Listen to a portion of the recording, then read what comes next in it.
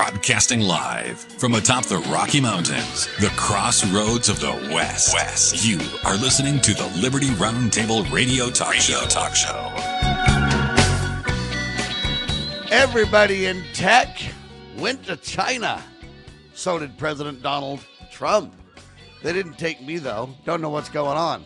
Happy to have you along, my fellow Americans. Sam Bushman with hard-hitting news the networks refuse to use. It all starts now. Riding shotgun on the broadcast today, Mr. Dr. Scott Bradley with me. freedomsrisingsun.com, his website. You can check out his award-winning collegiate series for homeschoolers and more called To Preserve the Nation. It's all available. freedomsrisingsun.com. Also, his weekly webinars every Thursday night. Get your ticket to ride at freedomsrisingsun.com. They did not have the webinar last night, though, so it's my turn to ask the good doctor a question and get his response. We'll do that in the second half hour of the show. But Dr. Bradley with me. We've also got our guest, Josh Philipp, award-winning journalist, documentary filmmaker, and host of the incredible Epoch Times broadcast called Crossroads. Josh is an expert on U.S.-China relations and what's happening in Beijing. And since Trump went to China, we want to get Josh Philipp to break that down for us. Josh, welcome back to Liberty Roundtable Live, sir. Always a pleasure being here. So catch me up. You didn't go to China either, did you?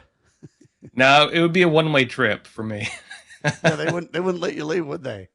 They'd probably let me in, that's one thing. Yes, they would. They'd let you right on into the... Yeah. What do they call that thing? Right to the gulag. Yeah, right to the gulag. There you go. All right. So let's talk about this for a little bit, though. President Trump went to China. He literally took everybody in tech with him, didn't he? All the major figures, yeah. Elon Musk, the whole nine yards, head of NVIDIA. Also, some key figures with finance, BlackRock, Blackstone. Trump really went there trying to get investment in the United States. But my whole take on this. It was a bit of a meeting of frenemies. And one thing that went over a lot of people's heads, the CCP, Xi Jinping himself, actually said it directly, the Thucydides Trap, which, in military jargon refers to great powers competition and the inevitable war between great powers. They believe that China will rise. They're going to destroy the United States. And Xi actually said that during this meeting when he invoked that. Did Trump understand any of that, do you think? I personally don't think Trump understood that part. Don't you think we need to have somebody sit down with Donald and tell him? Well, you'd think, right? On that point, though, I do think Trump is doing pretty well when it comes to taking apart the CCP's global networks. When he took out Maduro, the China actually was trying to spark a war in Latin America. Maduro was about to raid. They were about to start a war with Guyana, right, when Trump did that. They were probably maybe less than a month away from doing it. Brazil was going to work with Venezuela to take Guyana, which is also one of the largest oil reserves in the world, just offshore there. When it came to Iran, of course, when Trump killed the leadership there, we also watched all the major Chinese weapon systems fail. The air defense systems, the hypersonic missiles, none of it worked. And so that really sent some shockwaves through China. And I believe Trump is working to kind of push the CCP out of a lot of places, but he's tiptoeing a little bit because I think he understands he can't break away immediately, or at least that's his take, which is why I think we saw some deals, although very cautious, done. Well, we saw a big oil tanker roll through the Straits of Hormuz. That was kind of interesting for one. Chinese tanker, they're getting a bunch of oil. The other interesting thing to me about this is that on one hand, we have this blustering by President Trump around the world, and I'm not here to attack Trump, but I'm just saying, when you talk that big all the time, at some point, people just think you're a hegemonist nation and don't like it. At the end of the day, if we push too hard on Cuba, too hard on Venezuela, we continue on Iran, at some point, China's just going to say, might as well take Taiwan. Russia made their move, and we'll make our move too. And, can that be stopped? They even warned Trump about that in the meetings that came out in the news, right? They did. One of my disappointments with the meeting, China actually made different requirements that Trump and the people with him had to follow. They were not allowed to talk about human rights, which it seems they did not talk about human rights. They didn't talk about slavery or organ harvesting. Shame on that, though, by the way. I personally had an issue with that. I really wish they would have done that. The CCP also said they were not allowed to talk about Taiwan. It seems they did talk about it anyway, at least in closed-door meetings. They were not allowed to challenge or talk about the CCP's system, which means communism. And they were not allowed to talk about the goals of the CCP, which goes again to the thing I mentioned earlier, where the CCP, and Xi Jinping even said it during the meeting, they believe that it's like their destiny to become the world leader and that America is going to fall. They weren't allowed to question that either. Well, and at the same time, we had an arrest of a guy trying to run a Chinese police station in the United States at the same time. So if that doesn't double down, he found guilty. He got found guilty. Yeah. Doesn't that make the point though? I mean, that's clear as a bell. It was good timing. Yeah. So one of the leaders of these secret Chinese police stations was found guilty in New York City. And, I've been investigating those organizations since 2008. That's one of my wheelhouses. Those networks, they run through what's called the United Front. The secret police stations themselves, it's through an agreement with the Ministry of Public Security in China, which is like their police force kind of. But these networks are massive. And Jamestown Foundation just did a report. They identified more than 1,000 front organizations of the United Front working in the United States. That they got the leader of one of them. And then you got to wonder about how many are around the world, too, in partner and friendly countries and everything else. Dr. Bradley, you have a little bit of experience here. What do you think of this? Oh, man, there's so many things I'd like to ask Joshua. I mean, I was going to sit here and relax and listen and stuff like that. There's so many different reports that are out there, Joshua. I mean, maybe somebody in Trump's organization kind of did a quick read of Sun Tzu or something like that, because this always seems to be at play, the way their ancient traditions in war and in competition between nations has got to be playing out. But maybe you wouldn't know who read it or anything like that. But a couple of 2 or 3 things. We talk about people that go out and slap people in the face around the nations and the worlds. One of the reports, or maybe it's been bantered about from many different sources, Marco Rubio had been banned from China, while he was in the Senate, and they actually did a workaround by changing the spelling of his name, according to some reports. There's that thing. If you're in a world stage and you're constantly stepping on people's toes, sometimes there's some deflection. But the other thing was, there's some reports that are talking about how the United States withdrew some of the defensive missiles from Taiwan in pursuit of this Iran war. And I don't know if you've got any background on those things, but I think a lot of those things can still be in play while, these leaders talk and have tea and cupcakes or whatever they're eating. And this in the background is still pretty serious business, it seems like. So, man, I'd be interested in hearing some of your comments. Yeah, so a few points on that. Marco Rubio was actually blacklisted from China. And the CCP, because Trump says, I'm going to bring him along with us. In my take, Rubio really does understand the CCP. He's very clear in it, I believe. He was probably one of the stronger voices when it comes to that, in fact. The CCP did not have the, the face to just let him in. So they changed his name while keeping him blacklisted. So they did like a bureaucratic workaround. I didn't hear anything about the U.S. pulling weapons out of Taiwan. We're still selling weapons to them. The big question is, would we defend them? Right, that's the big question now. And the other big question is, will China really make their move? And if so, when? Right? Well, this is something big that not a lot of people know about. So it's something I've been talking about, but you're not going to hear a lot of people who can tell you the history of this. The CCP actually did have a plan to invade Taiwan that was very far along. They probably would have done it within the next couple years. For the most part, that plan has been kind of blown out of the water. So back in 2016, one of the main advisors to Xi Jinping, a guy named Jin Canrong, wrote this whole plan, and they wanted to drag America into 4 different wars prior to the invasion of Taiwan. The thinking of it was America's military can fight a 2-front war, so they needed 4 wars, and then plus Taiwan, so 5 total. They wanted a war with Russia, which they got, and notably, even though we're not directly involved, we're using so much of our armaments, giving it to Ukraine, that we can't even resupply ourselves with ammunition. They wanted a war in Latin America. We almost got that when Maduro was going to invade Guyana. That was avoided when Trump captured Maduro. They wanted a war with a terrorist group. We got that with Iran and Hamas, although that's transformed into more of a trade war at this point. I think the actual shooting war is mostly over for the most part. And they also wanted chaos in American streets. We got that with this Neville Roysingham, Shanghai-based billionaire, funding all the far-left organizations running these protests here. And that was the precursor for the invasion of Taiwan. They don't quite have everything yet. A lot of this has been, I think, effectively disabled. So I don't know if they're still going to try to invade or not at this point. Well, I have a question in regards to, blockades, and that's a pretty serious thing in an international world. And the fact that the U.S. Navy is blockading out the Persian Gulf right now, and we've called it different things. It was like some kind of, I don't know, a way of just interdicting without causing war when they did it in Cuba. But I wonder somehow if that will play into this somehow in the Straits of Formosa. It's kind of like, well, you guys are doing it in Persia. What's the deal? How come you're having so much of a heartburn over this thing with Taiwan?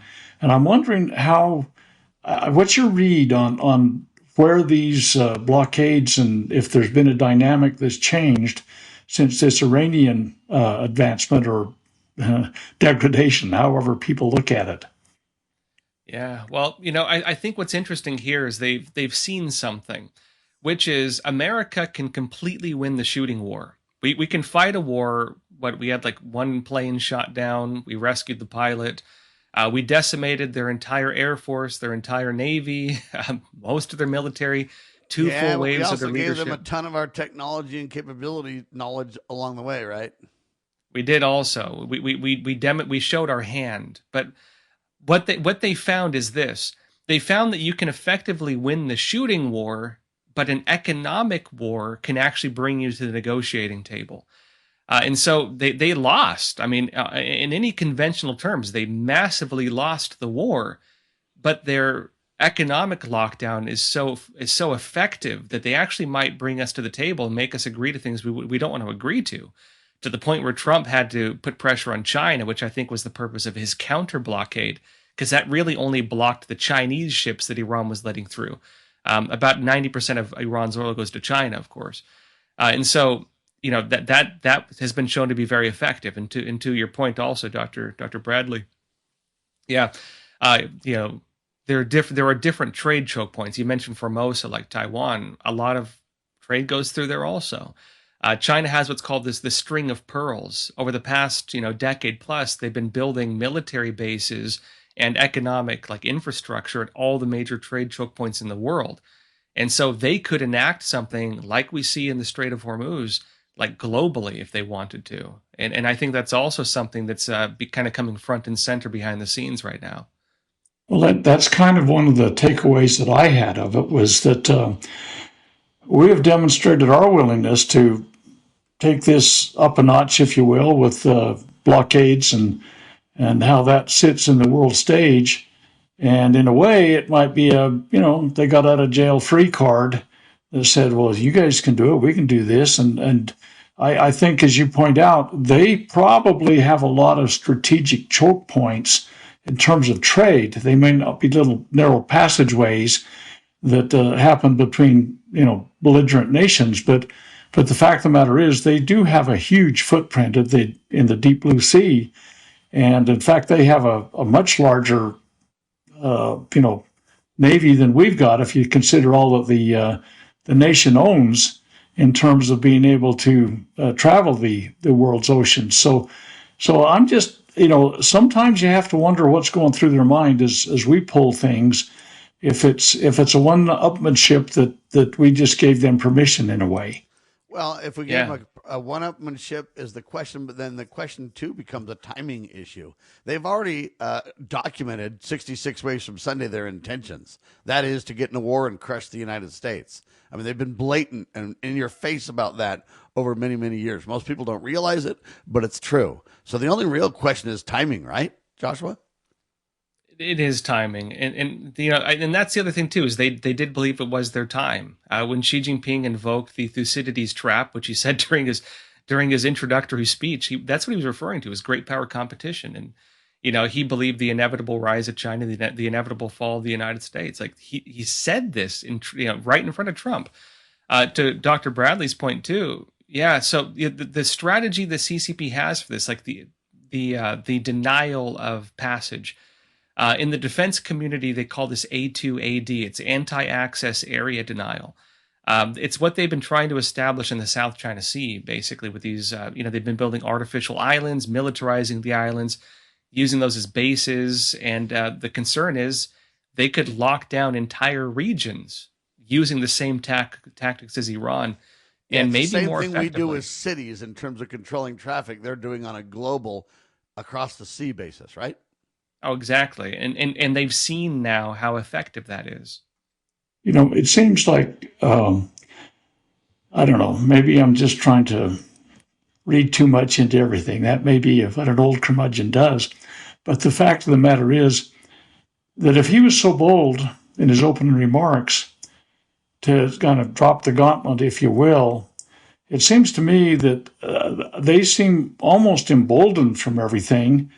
I mean, there's none of this bowing and scraping that you often get. There's a little bit more up front. I don't know how things went behind the scenes and closed doors and everything, but to be that bold in a world setting seems to me like they're kind of feeling their oats a little bit. I don't know. I just don't think that anybody's crawling to the table on this thing, except us maybe. They were acting very belligerent. Yeah. Yeah.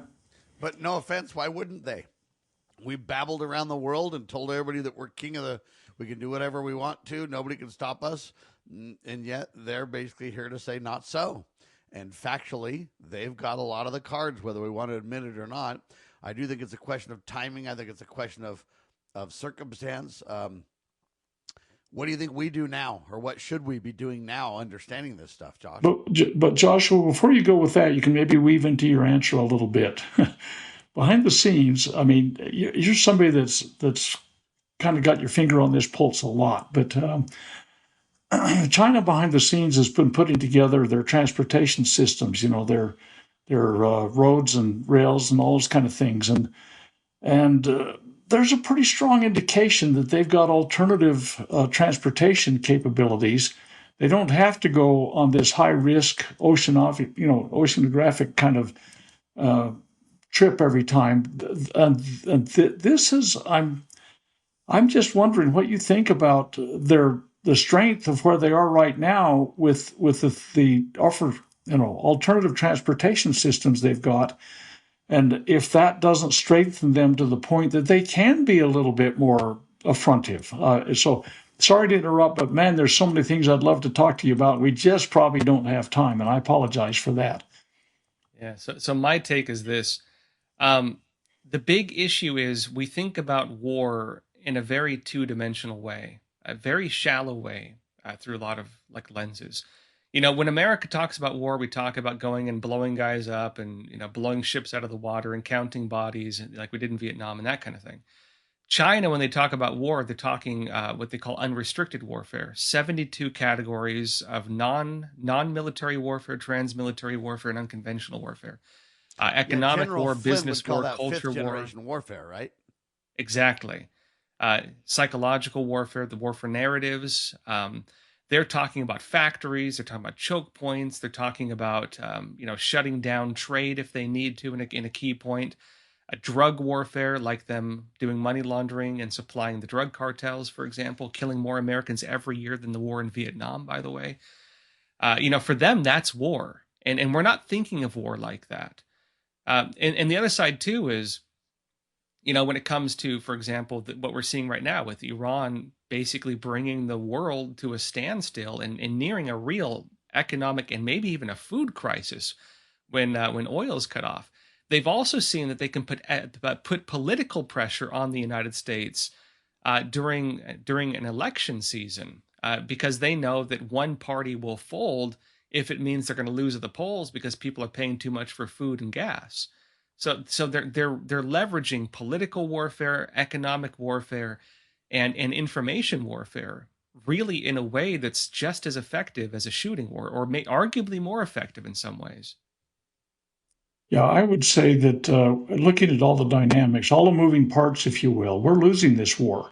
And that sounds like a really kind of dramatic thing to say, but I don't think that we have the vision of this that this ancient country has had. As I mentioned, Sun Tzu, I think that they're playing all their pieces. And people say, well, Trump's playing fifth dimension, I don't know what it is, fifth dimension chess or something. Yeah. Yeah, 4D chess, whatever. I personally do not believe that the United States has the connectivity that's needful to address all the issues that are at play right now. And so I'm a little bit disturbed and maybe even fearful that we as a nation have become a little bit complacent, thinking that we can blow people up and win things. Where as you point out, Iran's winning in so many ways because they're choking off a lot of other things that are important to a lot of other people. There probably will be a real dynamic in this upcoming midterm. So people, it seems to me, that need to take their, blinders off and start looking at all the pieces on the board instead of just some of these things like we've got a real, kinetic energy we can unleash, and if something else slips through the cracks that they missed, it could be serious. Yeah, I want to dig into this timing though. So is this World War III? We're never going to stop being at war then? Are we really just in a hot war? We just don't know it, Josh? So this is where things get interesting. We're already in a war by every mean other than direct shooting war. We're already in a full-scale war with China in their interpretation, in their own writings, in fact. It's just happening through other means. So the Chinese Communist Party is waging war through economics. They're waging war through the United Front, which is to capture the civil society, meaning bribing, blackmailing, or influencing journalists, business leaders, investors, and members of government. They're exporting their police system through the Ministry of Public Security. They're running, according to Jamestown Foundation, over 1,000 front organizations in the United States. Marxism taught seize the means of production. Well, that means factories, trade. That means factories, natural resources, and logistics. And who took the factories? We gave it to them, which is really concerning. They've influenced the schools and universities to such an extent that even Trump is saying he's not going to kick out the 500,000 Chinese, who are working through organizations like the CSSAs, Chinese Student and Scholar Associations, which are operated by the Chinese consulates and even funded by them. And so, we're not fighting back on the grounds that really matter. And if I can give one criticism of, the way this whole meeting went, I think, again, we got some investment from China, and it's in issues that are not related to national security, meaning they're tiptoeing a little bit. But the CCP put a requirement in place that America was not allowed to even talk about human rights. They told Trump he was not allowed to talk about human rights, and it doesn't seem they did. They didn't talk about the persecution of Christians, which is expanding massively right now. They didn't talk about the slave camps of Uyghurs. They didn't talk about the organ harvesting of Falun Gong practitioners. They didn't talk about human rights abuses that the world is, on a scale the world might have never even seen before. 100 million Christians persecuted, 100 million Falun Gong practitioners persecuted. And we're trading with them. Like, what do we stand for on that front? And now we're bringing tech there to increase trade and not willing to talk about any of the core underlying reality. So basically, we're funding the military that has declared war on us is the real upshot, John. And it's concerning. They call it, selling the noose to hang yourself. I do hope they're very cautious about this, and I hope that they walk some of it back, but we'll have to wait and see. Josh Philipp, everybody. He's with the Epoch Times. Check out his award-winning articles and TV shows. Crossroads is his show. It's incredible. Keep an eye on it. The Epoch Times. Thanks, Josh. We'll have you back soon. Always a pleasure. Thank you. Josh Philipp, everybody. I'm Sam Bushman. I've got Dr. Scott Bradley with me. Whole hard news straight ahead. LibertyRoundtable.com, freedomsrisingsun.com. We're available everywhere.